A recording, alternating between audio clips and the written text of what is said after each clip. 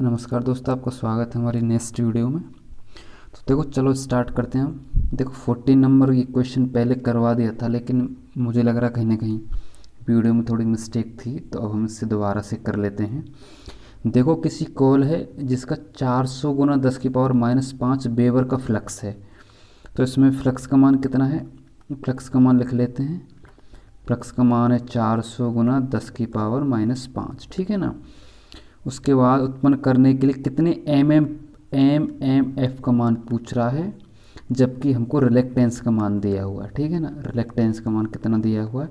125 गुना 10⁵ ampere ton प्रति weber, ठीक है ना। तो देखो, मैंने आपको फॉर्मूला बताया था, फ्लक्स बराबर होता है एम एफ बटे रिलेक्टेंस, ठीक है ना। एम एफ बराबर रिलेक्टेंस, ठीक है ना। तो ये सारी वैल्यू अपने पास हैं। आपको हमको निकालना है एम एफ, ठीक है ना। जस्ट ये गुना हो जाएगा तो एम एफ बराबर निकल के आ जाएगा फ्लक्स गुना रिलेक्टेंस, ठीक है ना। फ्लक्स गुना रिलेक्टेंस, ठीक है ना। मान रख दो, फ्लक्स का मान कितना है? 400 10⁻⁻5 गुना रिलेक्टेंस कितना है? 1.25 इंटू 10⁻5, ठीक है ना। इसको सबको कैलकुलेट करोगे, ये इससे कट जाएगा, नीचे 2 जीरो आ जाएगी, 2 जीरो से 2 जीरो, इसको कैलकुलेट करोगे तो option number is the correct answer आ जाएगा। क्या आ जाएगा? 500 एम्पियर टन। क्या आएगा? एम एफ, ठीक है ना। ओके, तो 14 समझ में आ गया होगा। अब केवल फॉर्मूला याद रखना है। नेक्स्ट देखो भैया जी, 15 नंबर। ये कह रहा है कि यदि किसी विद्युत चुंबक पर लपेटों की संख्या 40 है, ठीक है, लपेटों की संख्या 40, तो उसमें से प्रभावित धारा का मान 5 एम्पीयर है, तो उत्पन्न विद्युत भागफल एम एफ पूछ रहा है। तो एम एफ होता है, देखो इससे फॉर्मूले से कंप्लीट करते हैं। एम एफ होता है, इसका जो मात्रक होता है एम्पीयर टर्न होता है, ठीक है ना। तो एम्पीयर तो किसका? धारा हो गया। टर्न क्या होगी? फेरों की संख्या, तो मतलब 40 गुना 5 करेंगे तो 5 200 एम्पीयर टर्न आंसर आ जाएगा। तो a answer is the correct answer आ जाएगा इसका भी, ठीक है ना। ये भी आसान था। नेक्स्ट वाले देखो, देखो फॉर्मूला वही लगना है ऊपर वाला। कौन सा? फ्लक्स बराबर एम एफ बटे रिलेक्टेंस, ठीक है ना। ये रिलेक्ट, अब देखते हैं क्या क्या वैल्यू दे रखी है। देखो, यदि किसी चुम्बक में उत्पन्न चुम्बकीय विद्युत भागफल, मतलब हमें एम एफ दे रखा है, ठीक है ना। कितना? 640 रख देते हैं, ठीक है ना। यदि उसका चुंबकीय फ्लक्स 16 गुना 10⁻⁻6 वेबर हो, तो चुंबक का रिलेक्टेंस, अब रिलेक्टेंस पूछ रहा है, तो रिलेक्टेंस उधर चला जाएगा, तो ये रिलेक्टेंस इधर आ जाएगा। तो ये फॉर्मूला हो गया एम एफ बटे फ्लक्स हो जाएगा, ठीक है ना। तो इसको 640 बटे फ्लक्स का मान कितना है? 16 गुना 10⁻⁻6। देखो 16 गुना 10⁻⁻ चली जाएगी ऊपर, तो ये तो हो जाएगी प्लस की, तो इसको काट देते हैं। ये ऊपर हो जाएगी 10⁻6, इसको काटेंगे 4 बार कट जाएगा, मतलब ये 40 गुना 10⁻6 एम्पीयर टर्न प्रति वेबर। इसका option number B is the correct answer आ जाएगा, ठीक है ना। तो B option is the correct answer हो जाएगा। आई होप समझ में आ गया। इन तीनों में केवल एक फॉर्मूला अप्लाई हुआ है। फ्लक्स बराबर होता है एम एफ बराबर, सॉरी, फ्लक्स बराबर होता है एम एफ बटे रिलेक्टेंस। ये फॉर्मूले से सारे क्वेश्चन आपके पुटअप हो जाएंगे। चलो नेक्स्ट देखते हैं। देखो, निम्नलिखित में अनुचुंबकीय पदार्थ। देखो, अनुचुंबकीय का मतलब है जो थोड़ा सा प्रतिकर्षित होता है चुंबकीय पदार्थों के लिए, तो इसमें aluminium is the correct answer आ जाएगा। नेक्स्ट देखो, निम्नलिखित में से किस पदार्थ का स्थानीय चुंबक नहीं बना सकता? नहीं पूछ रहा है वो, ठीक है ना, नहीं पूछ रहा है। तो आपको पता होगा कि नर्म लोहे का प्रयोग करते हैं अस्थायी चुंबक के लिए, ठीक है ना। नर्म लोहे का प्रयोग करते हैं अस्थायी चुंबक के लिए, तो इस लिहाजे से B option is the correct answer हो जाएगा अपना, ठीक है ना। नेक्स्ट देखो, निम्न में से कौन सा पदार्थ चुंबक से प्रतिकर्षित होता है? तो एल्युमिनियम नहीं है, सोडियम नहीं है, कोबाल्ट नहीं है, तो डी तांबा इज द करेक्ट आंसर हो जाएगा। तो डी इसमें ऑप्शन करेक्ट हो जाएगा 19 में। नेक्स्ट देखो 20, ट्रांसफॉर्मर के क्रोड। देखो क्रोड या कोर कह सकते हैं। देखो चित्र में देखो, ये जो लेमिनेटेड कोड होते हैं, देखो लेमिनेटेड का तो मतलब है छोटी छोटी पत्तियों से मिलकर बनाया जाता है।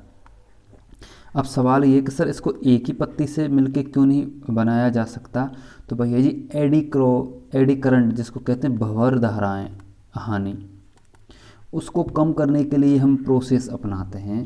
कहने जो भंवर धारा हानि है वो टी स्क्वायर समानुपाती होती है, मतलब जो मटेरियल है, जो पदार्थ है, उसकी मोटाई के वर्ग के समानुपाती होती हैं। तो उसकी मोटाई को कम करेंगे तो भंवरदान मतलब एडी करंट ऑलरेडी कम हो जाएंगी। तो उस चीज़ को कम करने के लिए अपन इसको लेमिनेटेड बनाई जाती है, मतलब छोटी छोटी पत्तियों से मिलके बनाया जाता। अब प्रश्न देखते हैं हम तो पहले, उसके बाद में इसकी हम चर्चा कर लेंगे।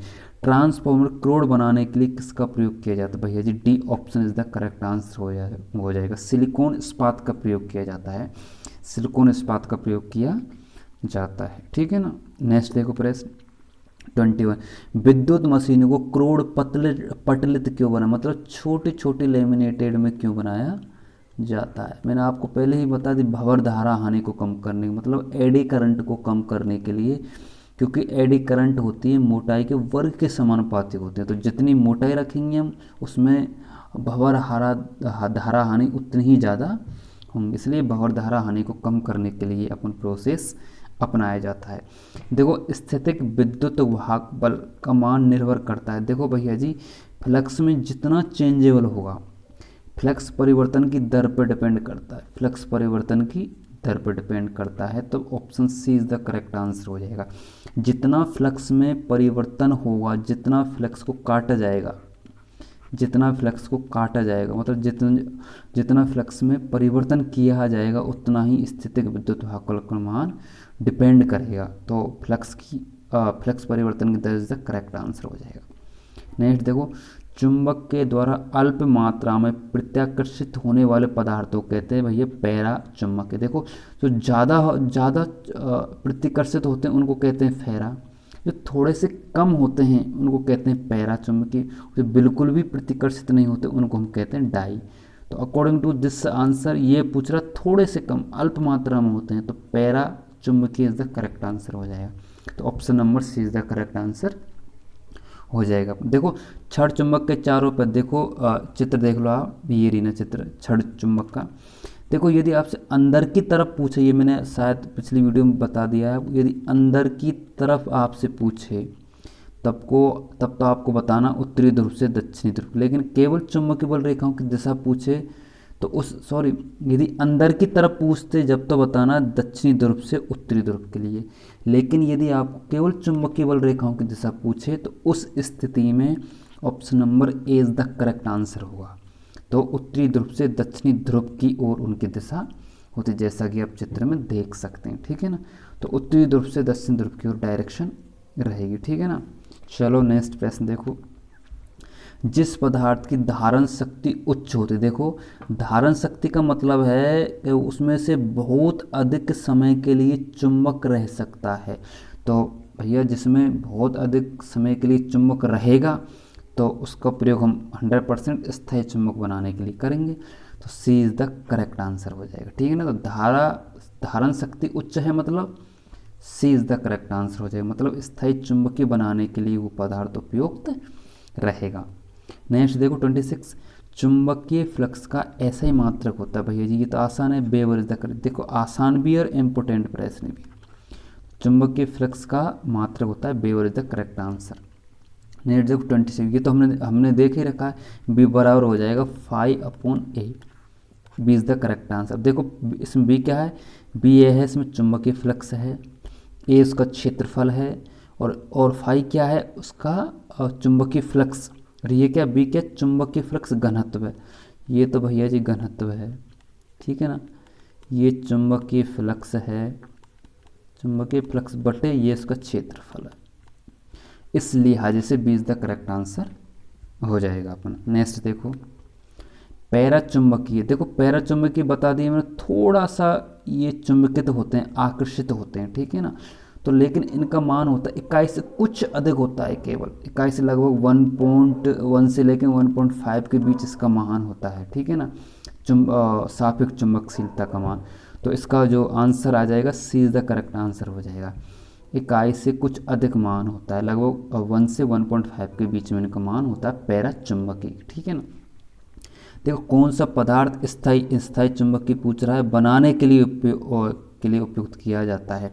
कार्बन स्टील बिल्कुल सही बात है। एल्निको बिल्कुल सही। देखो एल्निको को मतलब है एल्युमिनियम है इसमें, निकल है इसमें, कॉपर है इसमें, लोहा है, आयरन है इसमें, ठीक है ना, ये पूरा इसकी मिश्र धातु होती है। एल्निको ठीक है। एल नेक्स बिल्कुल सही है। तो उपयुक्त सभी इज द करेक्ट आंसर हो जाएगा। तो D is the correct answer इसका निकल के आ रहा है। तो 29 का D option is the correct है। इन तीनों चीज़ों का प्रयोग हम स्थायी चुंबक बनाने के लिए किया जाता है। देखो नेक्स्ट प्रश्न देखो, इम्पोर्टेंट प्रश्न कह सकते हैं इसको। देखो चुंबकीय परिपथ में जैसे जिस प्रकार इलेक्ट्रिकल मतलब विद्युत परिपथ में, जिस प्रकार विद्युत परिपथ में प्रतिरोध होता है उसी प्रकार पूछ। देखो प्रतिरोध की परिभाषा क्या है, धारा के मार्ग में उत्पन्न बाधा को रेजिस्टेंस या प्रतिरोध कहा जाता है। उसी प्रकार चुंबकीय परिपथ में जो चुंबकीय क्षेत्र में जो बाधा उत्पन्न करता है उसको क्या कहेंगे, तो भैया जी उसको हम कहेंगे रिलेक्टेंस। क्या कहेंगे, रिलेक्टेंस। तो B is the correct answer हो जाएगा आपका, ठीक है ना। तो रिलेक्टेंस, तो यदि आप विद्युत परिपथ की बात करें जब, तो प्रतिरोध आर आएगा, ठीक है ना। और यदि चुंबकीय परिपथ की बात करें तो उसमें रेजिस्टेंस की जगह रिलेक्टेंस आ जाएगा, ठीक है ना। इसको हम आर एम से प्रदर्शित करते हैं, किससे, आर एम से प्रदर्शित किया जाता है। नेक्स्ट क्वेश्चन देखो, हाँ देखो फ्लक्स घनत्व का ऐसा ही मात्रक होता है। तो फ्लक्स घनत्व जिसको कहते हैं बी बराबर होती है फाई अपॉन ए, तो फाई का तो वेबर होता है और ए का मीटर स्क्वायर। तो B option is the correct answer हो जाएगा। यदि आपको फॉर्मूले याद हैं तो आप ऑलरेडी मात्रक निकाल सकते हो। तो बी बराबर फाई अपॉन ए, फाई क्या फ्लक्स है, फ्लक्स का मात्रक वेबर है, बट ए क्या है मीटर स्क्वायर। तो B is the correct answer हो जाएगा, वेबर प्रति मीटर का स्क्वायर। नेक्स्ट देखो निम्नलिखित कौन सा द्रव अनुचुंबकीय पदार्थ है, ठीक है ना। अनुचुंबकीय पदार्थ मतलब जो मतलब आकर्षित नहीं होता है। लोहा बिल्कुल सही है, निकल सही है, कोबाल्ट सही है, तो मतलब एल्युमिनियम नहीं है। तो A option is the correct answer हो जाएगा, ठीक है ना। अनुचुंबकीय कौन सा नहीं है, एल्युमिनियम अनुचुंबकीय पदार्थ, द्रव अनुचुंबकीय पदार्थ है, सॉरी अनुचुंबकीय पदार्थ है एल्युमिनियम। बाकी ये तीनों चीज़ें हैं ये फेरा चुंबकीय पदार्थ हैं। तो इस लिहाजे से जो अपन का जो आंसर है अनुचुंबकीय पदार्थ पूछ रहा है, तो aluminium is the answer is the correct answer, क्योंकि एल्युमिनियम अनुचुंबकीय पदार्थ है, ठीक है ना। ये तीनों फेरा चुंबकीय पदार्थ हैं। नेक्स्ट देखो 33वां, वैद्युत युक्तियों में एक विद्युत चुंबक से उत्पन्न फ्लक्स को परिवर्तित करने का सबसे, अब ये पूछ रहा है कि कोई विद्युत इस तरह से कॉल है और उसमें विद्युत अपन सप्लाई दे रहे हैं, तो उसमें जो विद्युत चुंबकीय फ्लक्स है, विद्युत चुंबकीय फ्लक्स है फाई, उसको कंट्रोल किस तरह से किया जा सकता है, उसका आसान तरीका क्या है। देखो कुंडली के लपेटों की संख्या अपन बढ़ा घटा सकते हैं, उससे भी फ्लक्स परिवर्तन हो जाएगा, लेकिन ये कठिन प्रोसेस है भाई, अपन रनिंग कंडीशन में ये कार्य नहीं कर सकते। उस लिहाज से सी इज द करेक्ट आंसर हो जाएगा। यदि हम इसमें धारा मतलब आई के मान को चेंज कर दें आर की मदद से, रेजिस्टेंस की मदद से, तो हम आसानी से फ्लक्स के मान को परिवर्तित किया जा सकता है, और ये एक आसानी विधि है। तो 33 इज द करेक्ट आंसर हो जाएगा। मतलब उत्तेजित कुंडली में से प्रभावित धारा के मान को परिवर्तित करके हम ये प्रोसेस किया जा सकता है, मतलब चुंबकीय फ्लक्स को परिवर्तन किया जा सकता आसानी तरीके से, ठीक है ना। तो C option is the correct answer हो जाएगा। नेक्स्ट देखो फ्री स्पेस की प्रोबेबिलिटी कितनी होती है, ये तो डेटा है पूरा आपको याद ही रखना। तो C is the correct answer हो जाएगा, मतलब 4 पाई गुना 10 की पावर -7। कई बार मात्रक पूछ लेता है इसका मात्रक होगा हेनरी प्रति मीटर। फ्री का मतलब क्या, एयर स्पेस में, ठीक है ना, प्रोबेबिलिटी। तो C is the correct answer हो जाएगा।